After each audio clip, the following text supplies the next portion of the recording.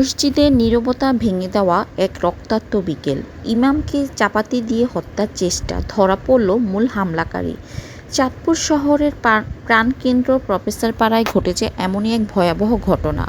বাইতুল আমিন জামে মসজিদের ইমাম এএমএম নুরুল রহমান, যিনি প্রতিদিন মানুষকে শান্তির বাণী শোনান, তাকেই হত্যার চেষ্টা করা হয় মসজিদের ভেতরে। মূল অভিযুক্ত বিল্লাল হোসেন, যিনি কিনা কিছুক্ষণ আগেও সাধারণ এক কাঁচাবাজার ব্যবসায়ী ছিলেন, সেদিন তার চেহারায় ছিল অদ্ভুত এক দানবীয় রূপ। ধারালো চাপাতি হাতে নিয়ে সে ঢুকে পড়ে মসজিদের ভিতর। তার চোখে তখন শুধুই প্রতিশোধের আগুন। নুরুল রহমানের গলায় ও কানে আঘাত করে সে। মসজিদের কয়েকজন মুসল্লি দ্রুত ছুটে এসে হুজুরকে বাঁচান। ঠিক তখনই শুরু হয় ভয়, রক্ত আর আতঙ্কের এক তীব্র মিলন। স্থানীয়রা আর দেরি করেননি, তারা বিল্লালকে পাকড়াও করে রাখেন। খবর যায় পুলিশের কাছে। মডেল থানার এসআই নাজমুল ঘটনাস্থলে পৌঁছে তাকে আটক করেন। তবে উত্তেজিত জনতা তখন এতটাই ক্ষিপ্ত ছিল যে বিল্লালকে পুলিশের গাড়িতে তুলে আনার জন্য অতিরিক্ত ফোর্স পাঠাতে হয় ওসি বাহার মিয়ার নির্দেশে। চাপাতির আঘাতে গুরুতর আহত ইমাম নুরুল রহমানকে নিয়ে যাওয়া হয় চাঁদপুর সরকারি জেনারেল হাসপাতালে। তার শ্বাস ভারী, গলা দিয়ে রক্ত গড়িয়ে পড়ছিল। চিকিৎসকরা বলেন অবস্থা জটিল, উন্নত চিকিৎসার জন্য ঢাকা পাঠানো দরকার। এই ঘটনার পর বেরিয়ে এসে আরেকটা অন্ধকার দিক। বিল্লাল নিজেই স্বীকার করে, কুরআনের ব্যাখ্যা নিয়ে ইমামের বক্তব্য তার ক্ষোভ জন্মে। জুমার নামাজে সে প্রশ্ন করতে চেয়েছিল, কিন্তু তার কথা বলার সুযোগ না পেয়ে সে চুপিসারে পরিকল্পনা করে 1500 টাকায় কিনে আনে এক মাংস কাটা চাপাতি। এই হামলার পর ধারণা করা হচ্ছে সে কোনো উগ্র সংগঠনের সঙ্গে জড়িত।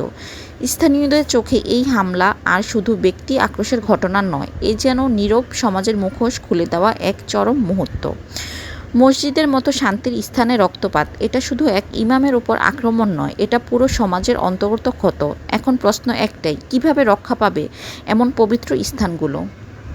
যে যারা যারা এই দুর্ঘটনা ঘটালো আজ মসজিদে পাক পবিত্র জায়গায়, আমরা তার তদন্ত চাই, সুষ্ঠু বিচার চাই, এবং তার পিছনে কোনো ইন্ধন আছে কিনা এটা আমরা তদন্তের মাধ্যমে আমরা বাইর হোক। মসজিদ কমিটির সভাপতি, সেক্রেটারি, আমরা ফুল কমিটি এবং এলাকা মুসলিম সহ আমরা এর বিচার চাই। হুজুরে আসছে, আমাদের সাথে নামাজ পড়াইছে, আমাদের সাথে কথাবার্তি বলছে। আমি সব কথাবার্তি করে ওনার লগে কোলাগুলি দিয়া কৌশল করে আমি বাইরিয়ে গেছি গিয়া, উনিও বাইরিয়ে যাবে, আরও দু একজন আসছিল ওনাদের সাথে কথা বলে। এর ফাঁকে ইমাম সব মসজিদ সব আসিল, ওদের সামনে এই ঘটনা। সবাই বের হয়ে যাওয়ার পরে সবাই বের হয়ে যে মাসে সেও গিয়ে মসজিদে নামাজ পড়ছে। এর আগে দিয়ে কিন্তু যখন ইমাম হুজুরে যখন খুতবা করতেছে, খুতবার মধ্যে গিয়ে একটু ভেজাল করছে, তখন আমরা তাকে ছড়িয়ে দিছি যে খুতবার সময় কোনো ভেজাল করা যাবে না, কোনো কথা বলা যাবে না।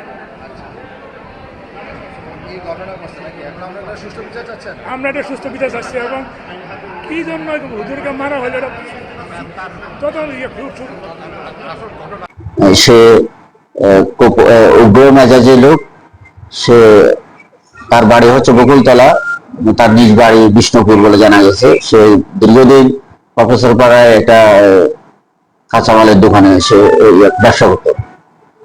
তো প্রাথমিকভাবে জানা গেছে সে ইমাম সাহেবের বক্তব্যে সে অসন্তুষ্টি প্রকাশ করে সে সেখানে কিছু কথা বলতে চায়, তাকে বলতে দেওয়া হয় নাই। সে ক্ষোভে বশবর্তী হয়ে এসে ইমাম সাহেবকে জখম করেছে। এই বিষয়ে আমরা খুব সূক্ষ্মভাবে গুরুত্ব দিয়ে আমরা এটা তদন্ত করছি, অনুসন্ধান করছি।